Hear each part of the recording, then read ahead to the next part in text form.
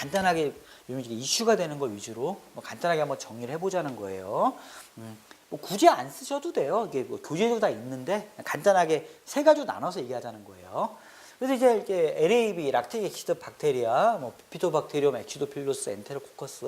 그래서 이 유산을 만드는 건데 뭐 이게 첫 번째로 핫한 거, 뭐 이렇게 장을 보호하고 특히 뭐 대장암을 예방한다더라. 요즘은 대장암뿐만 아니라 뭐 유방암, 다른 암도 예방한다 보고 막 이러는데, 자, 장을 보호하고 암을 예방한다. 근데 이게 왜 이러냐면은 크게 두 가지 기전을 생각해 보면 되는데, 첫 번째로는 우리가 몸에 있는 여러 가지 안 좋은 케미칼들 이런 걸 배출할 때 간에서 배출할 거 아니에요. 간에서 배출하는데 여러 가지 방법이 있겠지만은 보통 이제 글루크로나이드로 포합해서 배출을 많이 해요. 그래서 글루크로나이드로 포합해서 배출하는데 장에 유해균이 많아질수록, 나쁜 균이 많아질수록 글루크로니데이즈가 많아진다고 보는 거예요.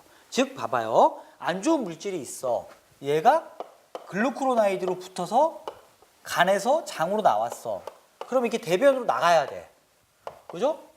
대변으로 나가야 되는데 유해균이 많아지면은 글루크로니데이즈가 많아지니까 얘가 다시 떨어져. 안 좋은 물질이. 톡식 컴파운드가 그 독성 대사체가 떨어진다고. 그럼 얘가 떨어지면 어떻게 되겠어? 얘가 대장을 자극할 수도 있잖아. 대장을 자극할 수도 있고 더 나아가 얘가 다시 흡수돼서 또 문제를 야기한다는 거예요. 독성 물질이 자꾸 순환하는 구조로 가져온다는 거지. 이렇게 되면 암에 걸릴 수도 있잖아요. 그래서 그런 이유로 어떤 이게 장을 좀 보호하고 여러 가지 암을 예방할 수 있다 보는 거예요. 자, 다시 한번 독성 물질이 글루크로니데이션 돼서 장으로 떨어져 나온다고. 간에서 뭐냐죠, 페이스 2 반응 뭐 이런 거잖아요. 그러니까 그 글루크로니데이션 돼서 떨어져 나오는데 유해균이 많아질수록 글루크로니데이즈가 많아진다고 본다고. 유해균이 많아지면. 그러니까 얘가 떨어지니까 얘가 다시 장을 공격하기도 하고 흡수돼서 안 좋은 물질이 다시 돈다. 그래서 유산균을 많이 먹으면은 글루크로니데이즈를 만드는 유해균을 억제하니까 글루크로니데이즈가 억제되니까 이 안 좋은 물질이 글루크로니데이션이 돼서 배출될 거다. 글루크로나이드 형태로. 그러니까 글루크로나이드 형태로 배출되는 거지. 글루크로니데이즈가 억제되니까 글루크로나이드 형태로 배출된다. 이런 거고. 그럼 두 번째, 어쨌든 유산을 만드니까 이런 장관 환경이 뭐 소장이든 대장이든 산성으로 갈 거라는 거지. 그러니까 폐허가 떨어져서 산성으로 가니까, 자, 일반적으로 대부분 우리가 생각하는 유해균들은 산성에선 잘 살아남지를 못해요. 자, 그래서 이제 유해균을 억제하는 것도 있고, 또 산성이 돼야 이 배변이 잘 촉진되는, 장이 자극돼서 배변이 잘 되는, 변비도 완화되고 이런 것도 있어요. 그리고 또 이제 이런 것도 있다고. 여러 가지 유산균, 특히 락토바실루스가 많이 그러는데 뮤신을 많이 만든다고 봐요.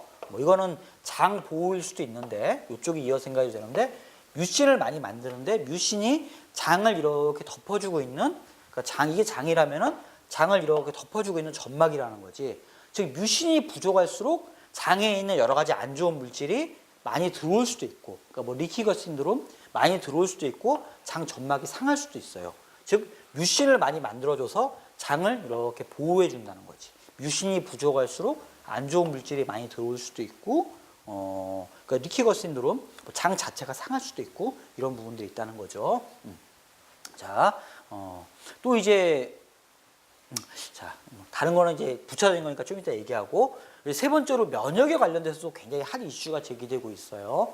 여러 가지 면역 질환들, 알러지, 아토피 완화한다는 건데, 그거는 여러 가지 이유가 있는데, 뭐 좀 이따 다시 나오겠지만 여러 가지 면역을 활성화시키는 이런 사이토카인들을 많이, 그 자체가 유산균이 만들어주는 거예요. 그래서 뭐 인터페론 감마라든지 이런 것들이 만들어지게 자극하는 이런 작용을 하는 거예요. 그러니까 유산균 자체가 이런 사이토카인을 많이 만드는 걸 돕는다는 거예요. 그리고 또 이뮤노글로빈 A를 잘 만들어주도록 하는 것도 관계되고 있다고 보고, 크게 이렇게 세 가지를 일단 기억하자고. 핫 이슈가 장을 보호하는 측면들, 산성화시키는 측면들, 면역 관련한 이런 측면들. 자, 이렇게 구분해서 일단 크게 이해해 두시고, 이제 이 세 가지에서 이제 쭉 부연 설명이 이제 시작되는 거예요. 자, 교재 73페이지. 자, 유산균의 효과. 그래서 1. 장과 면역계를 자극한다. 면역 조절 효과가 있다. 그래서 이제 GALT라는 게 있다. 뭐 게스트로인테스티널 어소시에이티드 뭐 림포이드 티슈. 자, 그래서 이것이 손상을 방어해 주더라. 그래서 GALT가 이제 항체 분비 조직이다. 그래서 얘가 손상을 방어하니까 항체가 잘 분비되겠죠. 유산균이 부족하면은 소장 점막이 손상되니까 GALT가 손상돼서 면역력이 저하된다더라. 그러니까 아까도 말했지만 유산균이 부족하면은 뭐 뮤신 이런 것도 부족해지니까 GALT 손상도 많단 말이에요. 요거를 잘 기억하면서 이해하면 금방 이해가 돼요. 그 다음에 또 유산균 그 자체로 뭐 인터페론 감마라든지 뭐 TNF 알파라든지 이런 사이토카인 생성을 촉진하는 면역 관련 사이토카인 생성을 촉진하는 효과가 존재하고 있다더라. 자, 그런 것도 있고. 자, 74페이지 또 이제 뭐 장의 분비성 이뮤노글로빈 A를 분비시킨다더라. 이런 것도 있고. 자, 그 다음에 이제 뭐 미생물 균형 유지에 관계된다. 그래서 뭐 장관 내 제한된 영양소를 병원성 미생물과 경쟁적으로 이용해서 병원성 미생물 성장을 억제한다. 자, 그래서 병원성 미생물이 과잉 성장되는 걸 우리가 이렇게 시보라고 그러거든요. 그러니까 스몰 인테스틴 박테리얼 오버그로우스 이렇게 표현하는데 이거 뭐 용어니까 그냥 그렇게 이해하시면 되고. 자, 그래서 여러 가지 억제 물질을 만든다. 뭐 락틱 액시드, 뭐 박테리오신, H2O2 이런 건데 뭐 하나하나 다 기억하려면 어려우니까 뭐 락틱 액시드든 뭘 만들어서 아무튼 폐허를 산성적으로 만드니까 병원성 미생물이 잘 못 만들어진다. 그렇게 크게 기억하자고요. 뭐 박테리오신도 물론 만들고 뭐 그거만 만드나요? 락토바실로스는 루테린도 만들고 이렇지. 그렇게 세부적인 것까지는 다 기억하시면 좋은데 일단은 크게 폐허가 산성화된다. 그래서 소비자들 뭐 루테린 이런 얘기도 잘 몰라요. 자, 그리고 이제 뭐 여러 가지 병원성 미생물의 점막 부착이 억제된다더라. 뮤신 같은 게 많이 만들어지면 잘 못 달라붙어요. 자, 특히 여성 같은 경우에는 비뇨생식계 건강에도 중요하다더라. 특히 락토바실루스 같은 거, 특히 엑시도필루스가 어떤 질이나 이런 폐허를 산성적으로 바꿔준다 그랬죠. 그다음에 장의 기능 유지에 중요하다더라. 그래서 뭐 세균총 정상화로 뭐 설사 예방하고 뭐 그런 것들, 또 이제 유기산을 잘 분비해주면서 뭐 장의 육모 기능 개선으로 변비도 예방한다. 특히 이런 변비 쪽에는 비피도박테리움, 그러니까 우리가 흔히 왜 비피더스균이라고 그러는 이게 달려있는다 그랬죠. 또 장이 나쁘면 아무래도 독소가 많이 들어오니까 피부도 나빠지거든요. 그래서 장 기능 개선은 피부 미용과도 관계된다. 또 유해균 과잉되면은 가스가 많아지는데 뭐 H2S나 H2, 특히 H2가 많이 문제된다고 보는데 CO2 이런 것들은 주로 이제 설사를 야기한다 본다. 그런 거고, 그게 메탄이나 암모니아 주로 이제 변비를 관련한다 본다. 특히 뭐 메탄 가스 같은 경우에는 그 OHT4 얘를 이제 활성을 억제해서 변비를 유발한다 보는데 이것도 뭐 유산균이랑 직접적인 관계는 좀 다를 수 있습니다만은 좀 가끔 궁금해하시니까 크게 묶어서 한번 기억해 보자는 거죠. 그게 세로토닌, 그러니까 5하이드록시 트립타민, 이걸 이제 우리가 세로토닌이잖아요.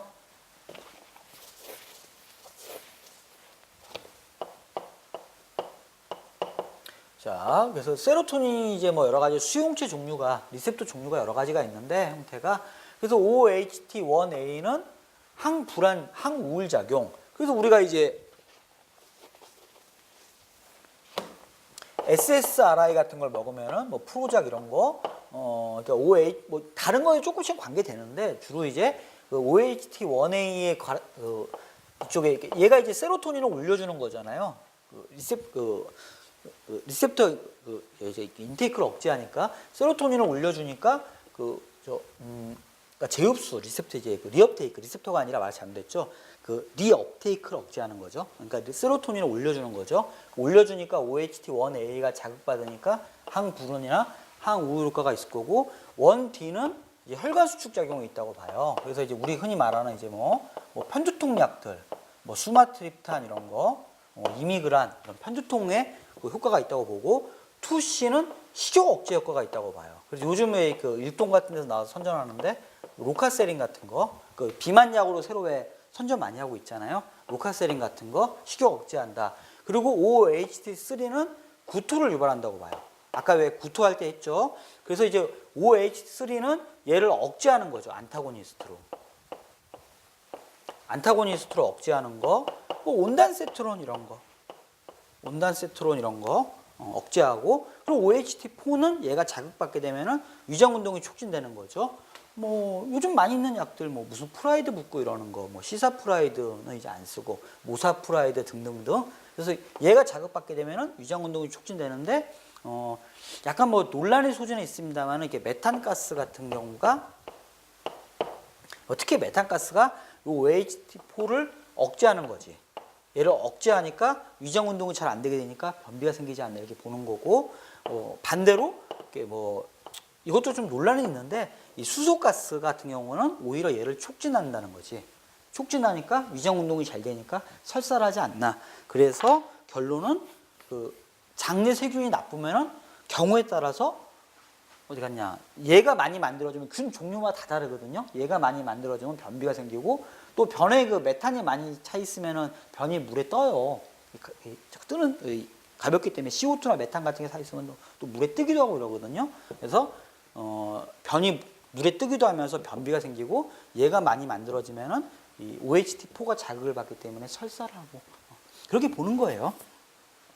그냥 참고 삼아 보시면 될 것 같고, 그게 이제 요 얘기입니다. 뭐 이렇게 H2S나 뭐 수소 이런 것들이 만들어지면은 좀 설사를 할 수도 있고, 뭐 CO2는 뭐 꼭 설사만 유발하는 건 아니고, 어쨌든 CO2가 많이 만들어져도 또 변이 물에 뜨기도 하고, 그래서 어쨌든 변비는 그러니까 설사는 H2S나 수소가스가 주로 관계된다. 그리고 뭐 CO2는 그냥 뭐 지우세요. 꼭 설사만 관계되는 건 아니거든요.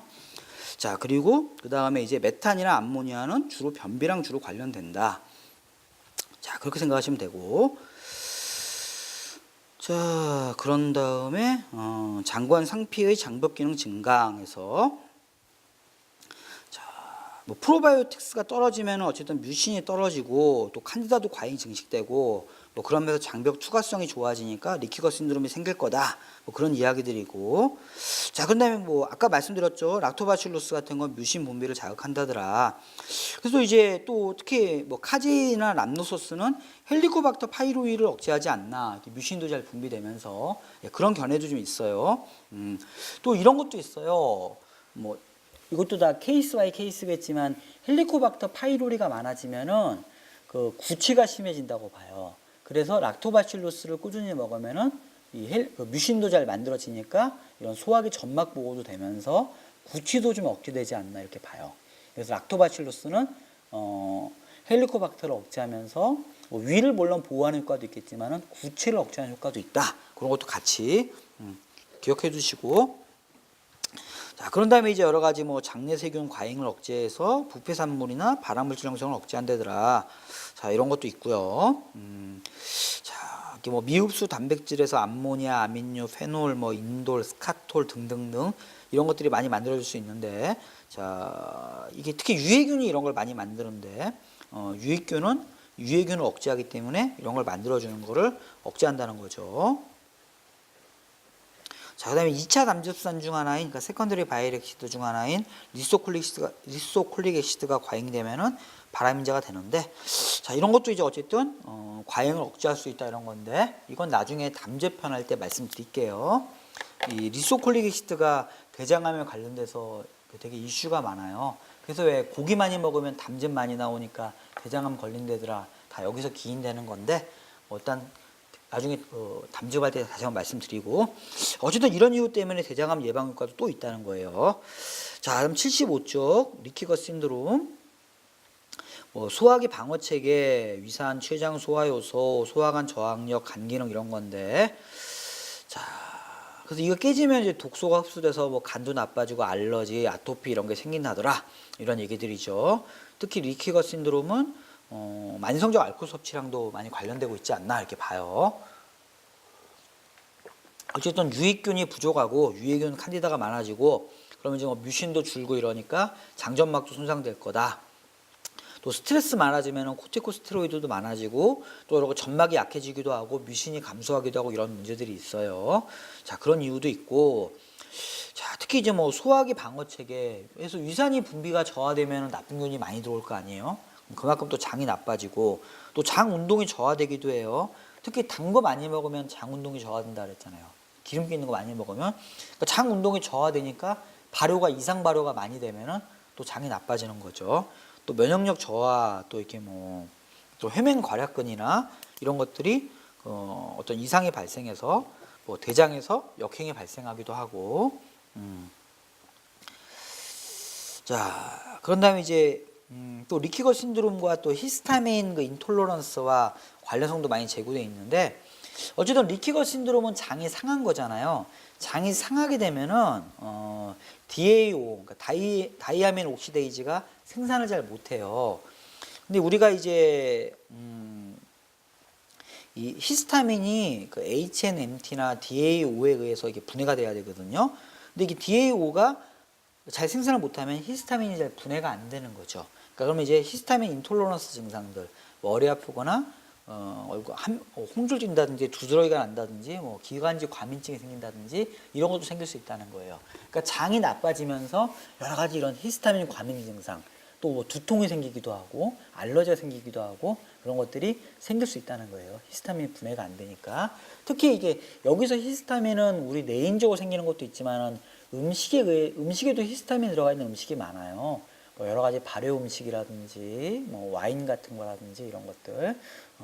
그래서 자기는 원래 괜찮았단 말이야. 근데 언제부턴가 장도 안 좋아지면서 와인이나 초콜릿 같은 거 먹으면 얼굴에 막 열나는 것 같고 뭐 머리 아프고 두드러기 생기는 것 같고 그런 게 다 히스타민 인톨러런스거든요. 그런 경우에는 다른 원인도 있을 수 있지만은 장이 나빠서 그럴 수도 있다는 거죠. 그건 좀 이따 다시 한번 또 설명드릴게요. 자, 그런 것들도 있고, 그 다음에 이제 뭐 밀가루, 뭐 글루텐, 뭐 조눌린 이런 것들인데, 자, 글루타민이 아니라 글루텐, 글루텐, 그러니까 볼이나 밀 이런 데 있는 그 불용성 단백질이다, 글루텐이. 여러 가지 뭐 단백질이 혼합된 형태를 얘기하는데, 글루텐이 많을수록 이렇게 밀가루 특유의 성질들, 이렇게 점성 있기도 하고, 이렇게 반죽되면 이렇게 쭉쭉쭉 늘어나기도 하고, 이런 어떤 그런 성질들이 나타나죠.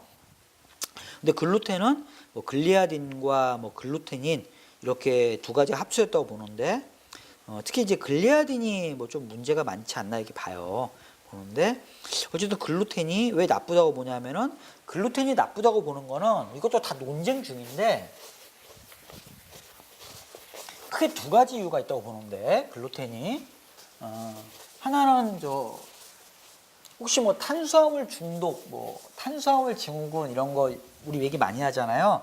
특히 밀가루 음식이 자꾸 땡긴다고 하잖아요. 근데 그것이 최근의 연구 결과에 의하면은 그 글루텐이, 그 밀가루에 글루텐이 있잖아요.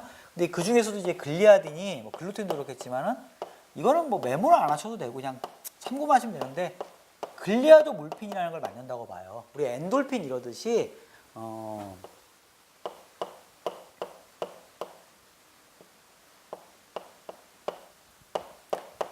엔돌핀이 있듯이 엑솔핀도 있다고 보거든요. 우리가 먹는 거에서 이렇게 왜 그 몰핀 비슷한 게 만들어져서 자꾸 이게 중독되게 되는 거죠. 그러니까 땡기게 되는 거고, 아편 중독되듯이. 그래서 이제 약간 엑소핀이라 표현하기도 하는데, 하여튼 글루텐이 글리아도 몰핀 이런 걸 만든다는 거예요. 자꾸 만드는데 아직 연구 중이긴 한데 얘가 한번 만들어지면 대충 몸에 한 3일에서 한 4일 정도 머물러 있는데요. 그래서 왜 뭐 저도 마찬가지입니다만 밀가루 한번 먹으면 일주일에 한 2번씩은 되게 먹고 싶잖아요. 그래서 그런 게 관계되고 있지 않나 이렇게 보는 거예요. 근데 하나의 썰이에요, 썰이고. 자, 그리고 두 번째로는 이거는 뭐 보통 사람은 괜찮지만은 특히 유전적으로 취약하거나 이런 사람들은 이제 셀리악 디지즈라는 게 있는데, 셀리악 디지즈, 셀리악병. 자, 그러니까 이런 거죠. 이게 장 점막이 그러니까 소장 이런 데 점막이 흡수 기능이 되게 나빠져가지고 뭐 자꾸 설사하고 영양 흡수가 안 되는 건데, 사실 동양인은 별로 없고 외국 사람들은 꽤 많다고 봐요. 뭐 서양인들은 대충 뭐 한 0.5에서 한 1% 정도가 경중의 차이는 있겠지만 셀리악병이 있다고 보니까 되게 많은 거예요. 여기서 통계마다 좀 다르긴 하지만 동양인은 거의 없다고 봐요. 자, 어쨌든 글루텐이 또 이렇게 셀리악 디지즈의 알러진이 된다는 거죠. 셀리악 디지즈가 어떤 하나의 자가 면역 반응 같은 건데 그걸 촉발하는 게 된다. 그렇게 봐요. 근데 뭐 두 번째는 크게 신경 안 써도 되고, 첫 번째는 뭐 이런 것 때문에 안 좋다고 본다. 하나의 다 썰이다. 그리고 셀리악 디지즈는 썰이 아니라 많이 알려져 있죠. 그래서 이제 이런 병이 있는 사람들은 뭐 동양인이야 큰 관계 없겠습니다만, 근데 최근에 동양인도 좀 발병한다고 보긴 하던데. 그래서 셀리악 디지즈가 있다 동양인이 우리 약국 계속 오는데 이래서 오시는데 뭐 셀리악 지병이 있다고 본다 이러면은 일단 뭐 글루텐을 안 먹는 방법이 있고 그렇죠?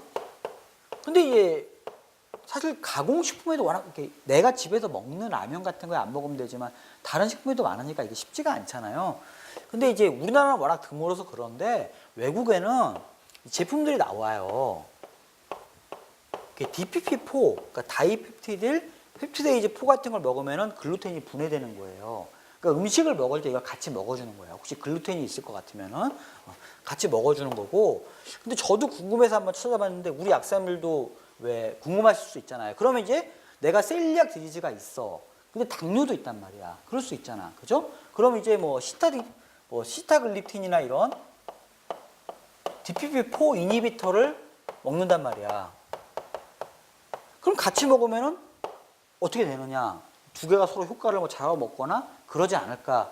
혹시 그게 걱정되시는 분도 있을 것 같은데 저도 이제 궁금해서 한번 책을 찾아보니까 물론 뭐 좀 더 연구가 필요하겠지만은 이렇게 보충제로 나오는 즉 글루텐을 분해하기 위한 셀리악식 병을 가진 사람에게 보충제로 나오는 DPP4는 이게 뭐 주로 이제 그 뭐 효모나 이쪽에서 만든 거여서 사람이 자연적으로 만든 거랑은 조금 다르대요. 그래서 DPP4 이니비터와 작용은 서로 감소될 가능성이 거의 없대요. 근데 뭐 그럼에도 불구하고 좀 그 논문에 이렇게 나오더라고. 예의주시해라 이렇게 나오긴 하는데 실제로는 감소할 가능성이 없고 그렇게 알려져 있지 않다. 자 그렇게 나오고 있어요. 자 그래서 이제 정리해 보자면은 글루텐이 자꾸 밀가루가 안 좋다 얘기하는 게 첫 번째로는 이제 글리아도 몰핀, 엑소핀 뭐 이런 건데 그것 때문에 뭐 중독될 수 있다더라. 글리아도 몰핀 때문에. 근데 뭐 사실 얼마나 그럴지는 좀 두고 봐야겠지만. 그리고 두 번째로는 뭐 셀리악 디지즈랑 관련돼 있을 수 있다더라. 근데 동양인도 좀 많다고, 아니 동양인은 별로 없지만 최근에 증가한다 보긴 해요. 밀가루 먹으면 자꾸 이렇게 설사하고 영양 흡수 안 되고 그래서 이런 사람들은 글루텐 프리한 시기를 해야 되는데 이게 뭐 사실 쉽지 않으니까 DPP4를 보충하는 방법도 있다. 우리는 없지만 외국에는 많이 쓰이고 있다. 그런 거고. 근데 DPP4 이니비터를 먹는 사람들, 뭐 시타글립틴, 뭐 자누비아나 그럼 어떻게 할 거냐? 얘는 이제 그러니까 DPP4 이니비터는 인체에서 만드는 DPP4를 억제하는 거잖아. 근데 이걸 보충하는 건 인체랑 좀 다르게 약간 좀 다르다고 본다. 그래서 효모에서 하기 때문에 또 얘는 어쨌든 보충하는 건 위장관에서 보충하는 거고 그러니까 얘가 글루텐을 분해하는 거니까 위장관에서 작용하는 거잖아요. 얘는 이제 전신적으로 작용하는 거고 약간 별 관계 없다고 보긴 하는데 그럼에도 불구하고 예의주시해야 한다 본다. 그런 거. 자 이해되시죠? 여기서 DPP4는 글루텐 분해를 돕는 거니까 위장관에서 작용하는 거고 우리 이니비터는 전신적으로 이렇게 작용하고 있는 거잖아요. 인크레틴 이런 분해를 방지하는 의미로. 자 그런 거고요.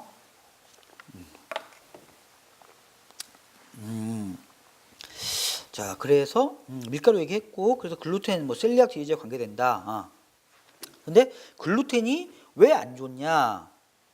자 아까 셀리악 디지즈도 얘기했지만은 요즘 이것이 또 알려지고 있는 게 제가 교재에도 넣어놨는데 조눌린, 조눌린이라는 게 최근에 알려지고 있는데 얘가 소장이나 소화관의 세포끼리 타이트 정션, 그러니까 타이트하게 세포를 묶어두는 걸 작용을 하는 거예요.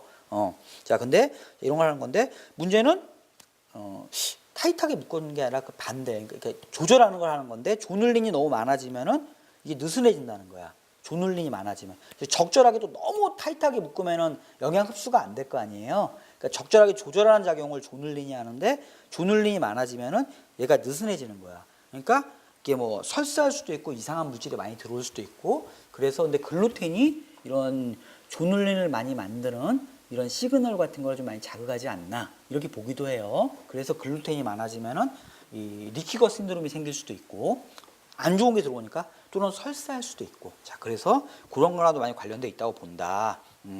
자 그렇게 한번 기억해 두세요.